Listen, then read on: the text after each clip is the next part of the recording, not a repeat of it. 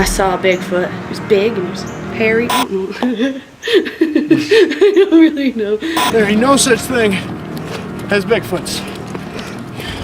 No, the closest thing I got into a Bigfoot was a Bigfoot burger I had down in Willow Creek. All over the place. Oh, there he is.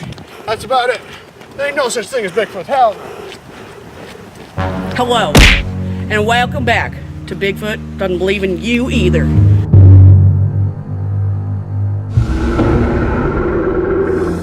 Today we're out here in these woods at the Clay Cliffs. We're gonna find us a Bigfoot. Come on.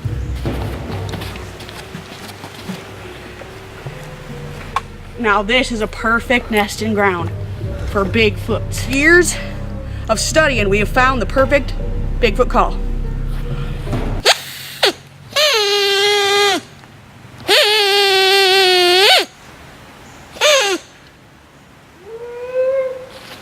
You guys see that back there? I see movement. Wait a second. What is it? You guys seeing what I'm seeing? Is that a Bigfoot?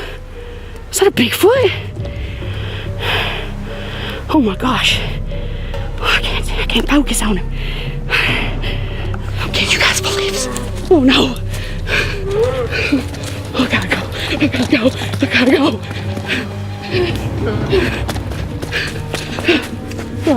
Come on, beard. What? Oh my gosh. Bigfoot down. I'm coming, buddy.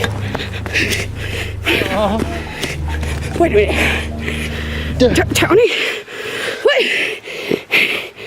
What are you doing?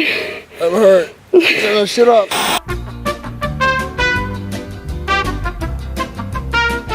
Well, folks, we didn't catch us a Bigfoot this time, but we'll get him next time. As always, keep squatching, folks, and we're going to have us another episode of Bigfoot Doesn't Believe in You Either, where we're going to go out into some other woods and catch us a Bigfoot. 5, 4, 3, 2, 1.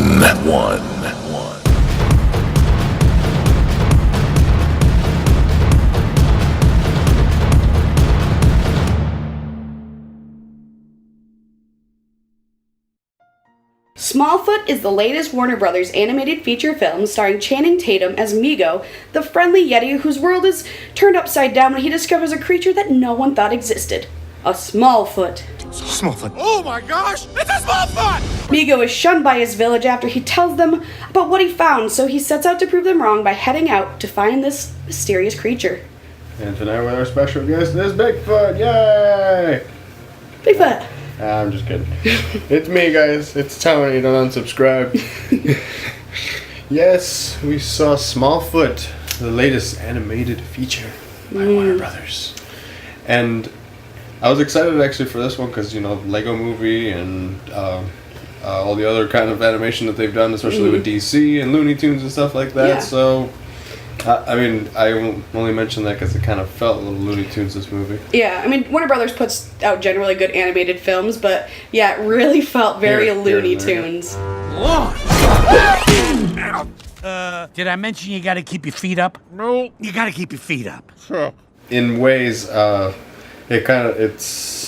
holds itself back because it's aimed more for kids, which is not a bad thing. It's just, if you're going into thinking, oh, I'm going to get a smart comedy like the Lego Movie or something like that, smart animated comedy, no, it's not here. But there's a lot of good stuff to it. Yeah, there was a lot of really good one-liners. He said it fell from the sky! Gary, calm down.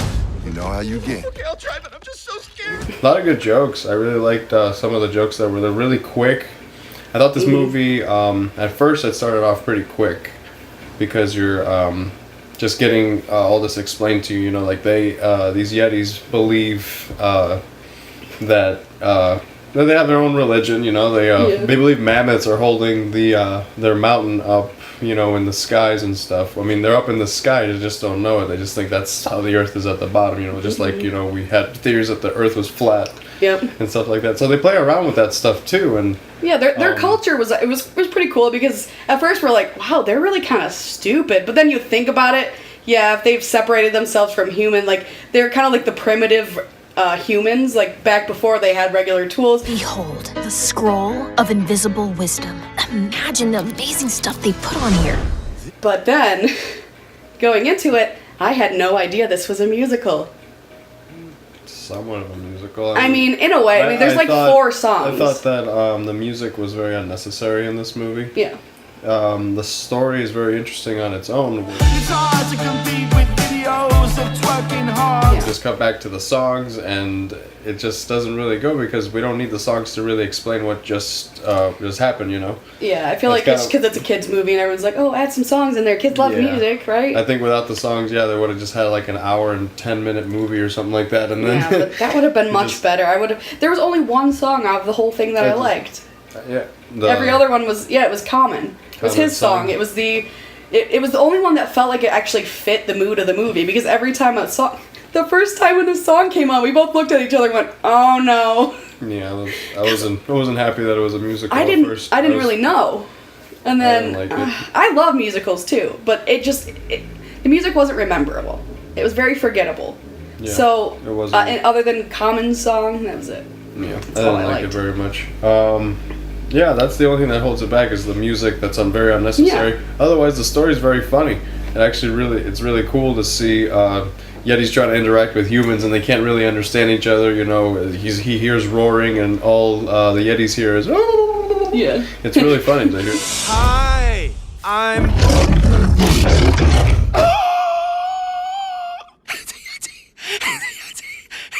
And I think they could have slowed down a little bit at the beginning. At the beginning, you're kind of getting bombarded by some information. You're Yeah. just like, okay, and it's kind of going fast that you're not. It's not that you can't keep up, but it's just like, oh, okay, slow down a little bit. Yeah, there's a trailer out there that just- shows, I believe it's Migo, I think, explaining the Smallfoot legend to the little Yeti kids. It's not in the movie, and because they go in the movie, they're like, oh, Yeti life is awesome, and then. He all of a sudden like gets thrown out of the village because he's trying to become the next gong ringer or whatever, and he gets thrown out, and then he finds the Smallfoot. But you didn't hear about a Smallfoot before that at all. Yeah, they've totally they missed. I think if they would have added that scene back in there, I'll put it in the video. If they would have put that in there, took some of the music out, I think that would have been fine. Okay. But that's what holds back the movie for me. But everything else, like the comedy, is really on point. Channing Tatum was pretty good. Yeah, the cast. Let's talk about the cast.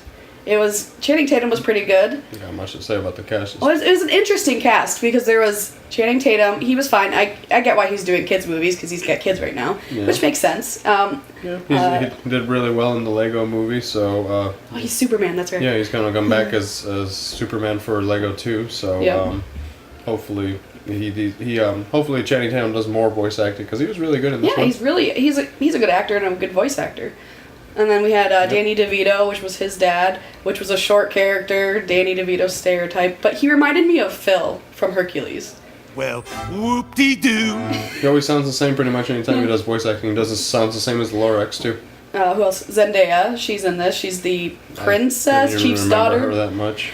Yeah, she's forgettable. She does one song that's not even that great. Yeah, like I said, music, you can't remember it. It's that's what I'm saying. Like music is not necessary in this movie. I don't think. Yeah. Story would have just carried it just fine. Mhm. So, what are you gonna rate this? I'm gonna go for a 3.5 out of 5. It was good. It's entertaining. I guess the jokes were really fast, quippy. Nothing very memorable though because of the music and stuff that kind of holds it back from kind of fulfilling what it's supposed to do, because the story itself is funny. It's really kind of fun to see, Yetis interacting with humans and stuff like that, especially in this ice town, and everybody's kind of just like, oh, what's up there and stuff. They just I don't know, I just think they went a different direction with that, but it's still, I guess, maybe worth a watch once with your kids if you have children. Maybe if you're an animated fan, obviously maybe just watch it one time. It's one-time watch, I guess. Yeah. Yeah, it's one of those if you find it cheap for Black Friday buys. Yeah, it's better than it's not Norm of the North or anything like that. It's actually pretty clever comedy, but it just, a couple things just hold it back. That's about it. Yeah. I'm going to give it a 3 out of 5. I think so. Because I really love Bigfoot and the lore of Bigfoot. And I know this isn't technically Bigfoot, it's a Yeti, but it's a type of Bigfoot. It's the snow Bigfoot. So I guess some of that kind of stuff, I don't know. Just I was a little disappointed in the fact that, I don't know, but then I think about it, what else can you really do with a Bigfoot animated kids movie? So when I think about that, it does it justice in a way. Still was a little disappointed with it, especially because of the music, because it was, if the music would have been better, I wouldn't have had an issue with it. Those aren't even the words. But yeah, that was our review of Smallfoot. Have you guys seen it? What did you guys think of it? And Have you seen a Bigfoot? yeah, because they're out there apparently. Like and subscribe. We're on Twitter, we're on Facebook, and of course on YouTube. And always, people, please keep watching movies.